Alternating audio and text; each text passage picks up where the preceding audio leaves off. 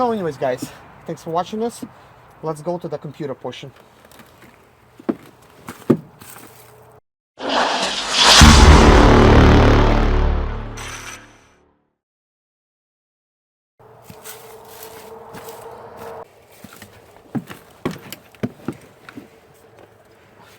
Guys, in this video, we're going to be installing this computer right here. And the computer is located right at the bottom. So I'm gonna put the computer on top right here. And I'm gonna go ahead and remove it. It's not that easy to remove this computer, but at the same time, it's not that hard.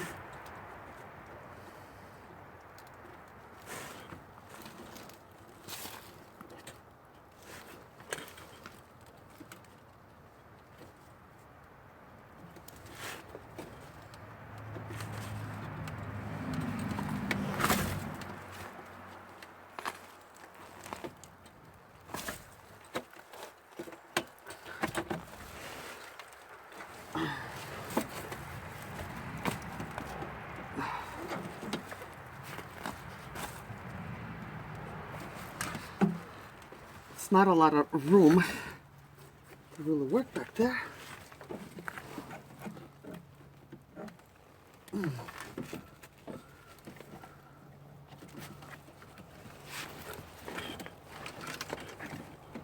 Gosh, it's really breaking me here.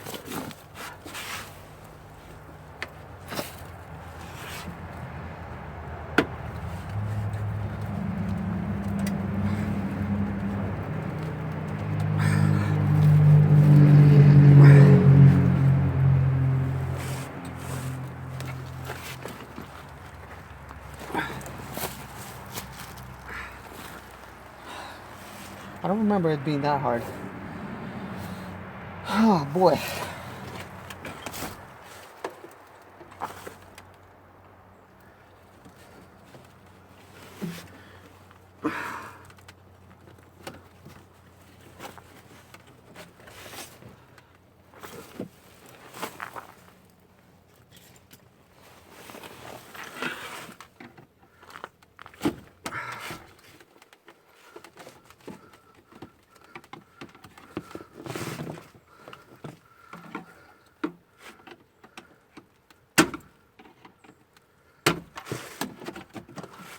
Basically guys, I have to remove the computer connectors. Let me see if you can see what I'm seeing. The connectors right here.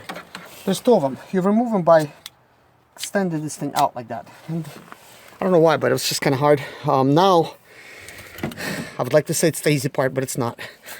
It's pulling out the computer. And sometimes they're really jammed in there. I don't know if this will help. Let me see here. I'm gonna pull this thing out.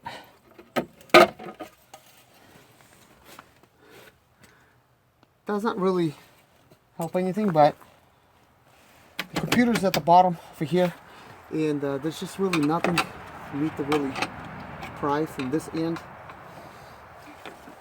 But oh guys, why the heck do I have oil on my hands? That is freaking strange. There shouldn't be oil back there. There shouldn't be oil back there. What the heck is going on?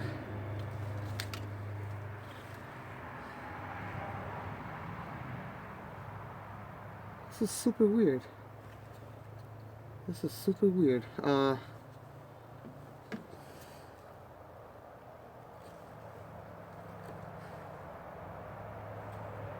There is some oil on some of the prongs,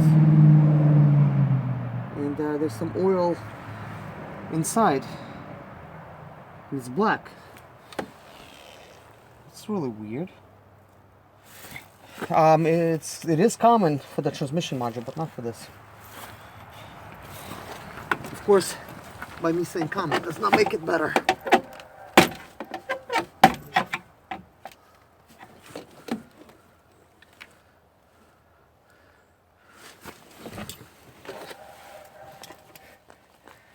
I know this will not really help much, but this little bolt back here. I know it has nothing to do with the computer, because this is for that.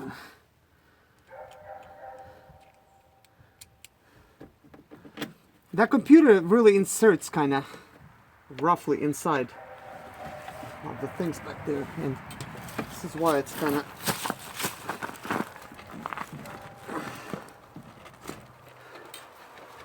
difficult to pull it out.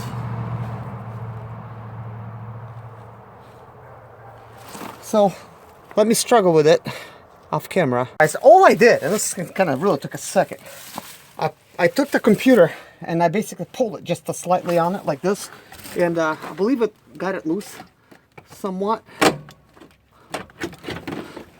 but I feel more oil. Look at this. Some of you guys do this for a living and you're watching this, let me know, how the heck can oil be in here? If you're wondering if there's any on the prongs, I don't see any oil on the prongs, but it is in the smaller connector, not in the bigger one. And yes, oil is on the connectors, on the basically on these bigger ones. There might be a possibility of somehow oil getting in there, except I wonder, why would it? That just makes no sense. I mean, a contact grease would make sense, but not oil. Maybe this is why sometimes I would receive faulty information from the ECU. I'm not sure if that's the exact words, but it's definitely the same idea. So what I'm doing is here, I'm taking a wet wipe and I'm wiping down the prongs. Some of you guys might be watching this and you might be saying, wait a minute, you shouldn't be doing that because it's water. And you might be right, because I might end up shortening something, except I cannot tell, like, why would I shorten something? There's no static, and besides, not really, it's not connected to anything.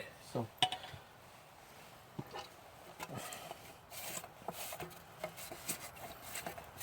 oh, why am I even wiping the proms of that thing?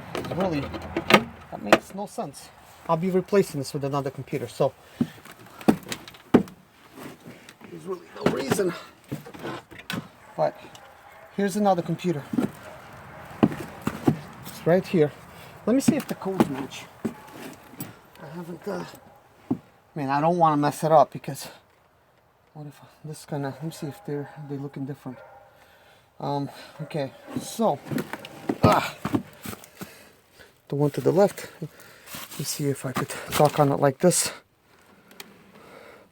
So this is the one I'm going to be putting it in, and this, the one I pulled it out. So it looks like all the numbers match, just by looking at this, except it's got a couple different codes up there in the top right. Those look a little bit different. This other codes, they do match. Now one of them says make an 05 and 06, so I'm going to be putting an 05 in there. So obviously that should work. Yeah, let me see if there's any other indicators here. She should see, seems like it's even the same casing. So pushing it aside, want to make sure this is, yep, 05. So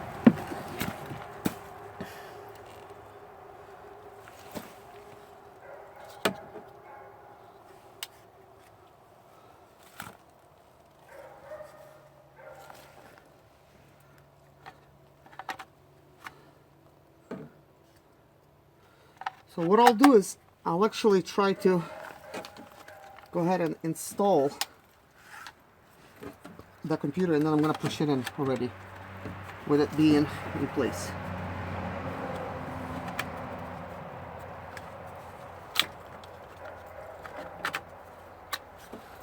So you just basically need to put it in with the plastic pieces being out. I'm not sure if you see that, but maybe you do. Now we're gonna need to stick this inside. Well, actually, I should have known. I should have inserted them with the computer facing in. Okay, facing in this way. Because if they're not, there's no way for me to really twist it around.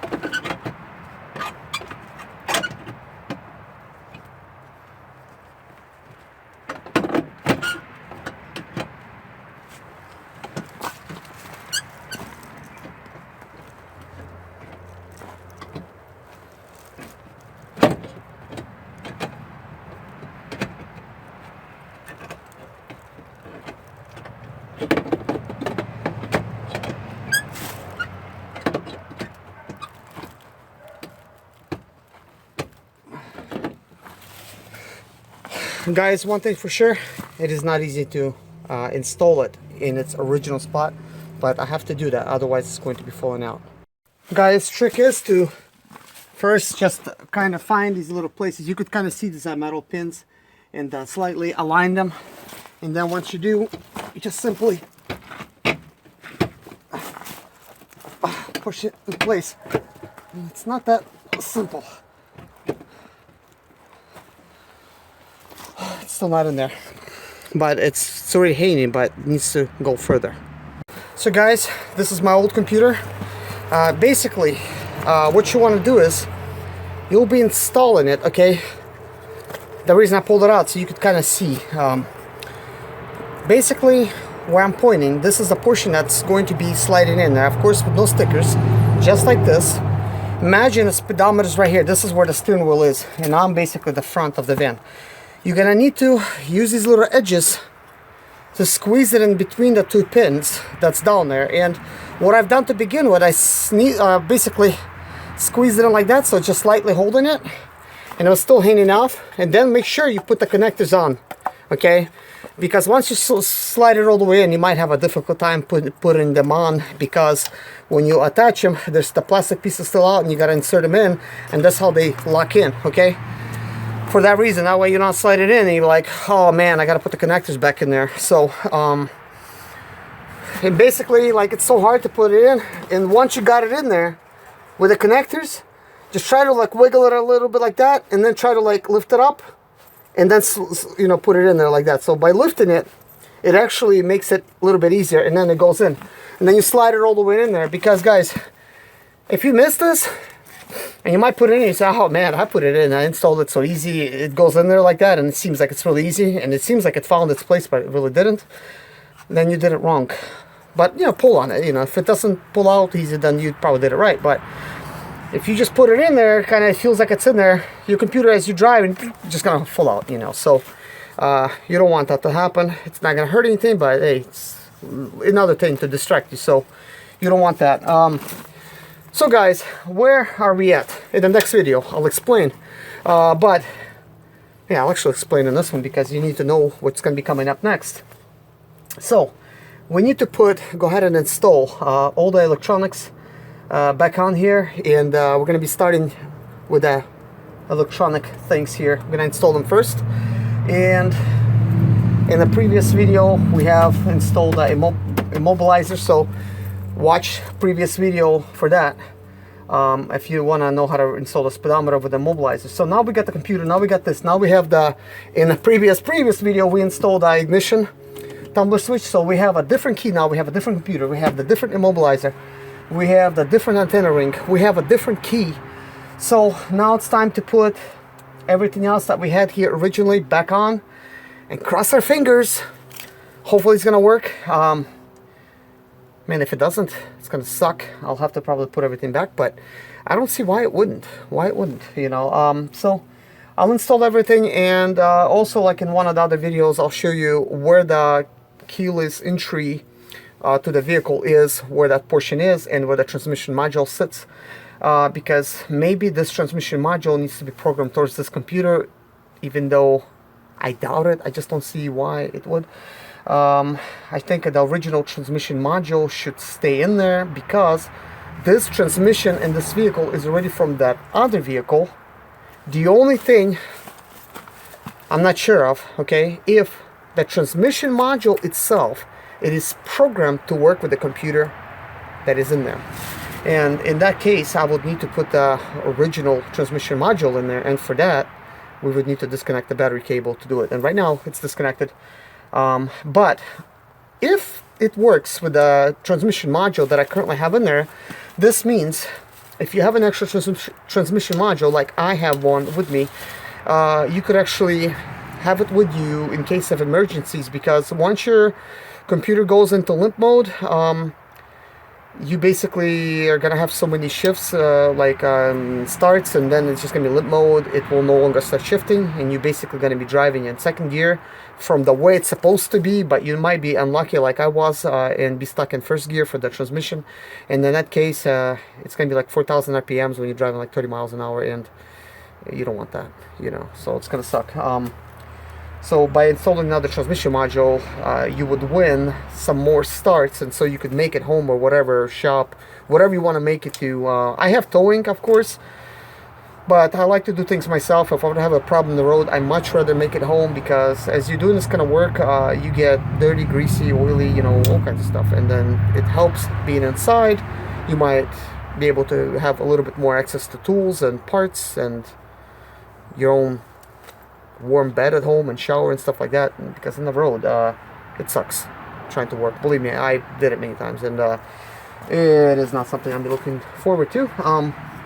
So join me in the next video. We're gonna be installing all this stuff again. I disassembled it. It's a reverse process of that, but if you guys want to know how to put it back together, because you know, it's just gonna be easier, and you could follow along, and then follow me on this next video. So see you guys in the next video. Thanks for watching this one. I really hope this helped you in some way. Let me know in the comments below if it did, and let me know in the comments below if there's something else you want to see, because I could show you pretty much anything with these printers, or point you to a video that I already have on there. So this is obviously season 2, okay?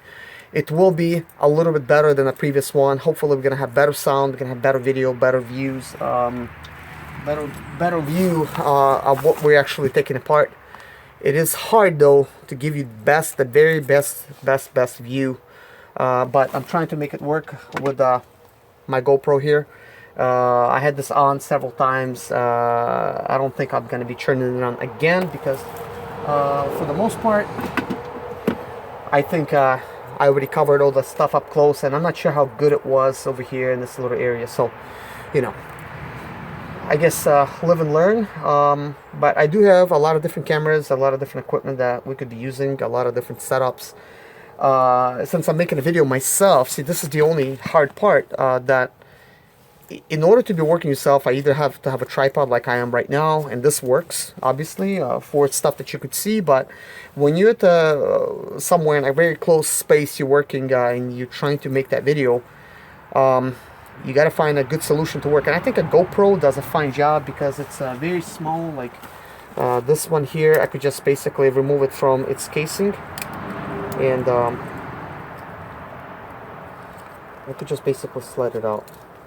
Yeah, see this little square? So I could just basically, you know, show you guys up close. Okay, that's what I'm doing and whatnot. So hopefully this will help. And then of course we got this little jig. you could just put it on whatever to make the video a little bit better, a little bit more insightful. Of course, I try to make very insightful videos because, guys, what we just did here, the dealer's going to charge you like 3,500 bucks to do this, because he's going to be charging for a brand new computer that you probably did not need, and you could just reprogram in an old one, and you know how it is. They're going to say, no, you can do that, you know. So, anyways, stay tuned for the next video. We're going to put everything together. I want to make sure we get all this done, okay?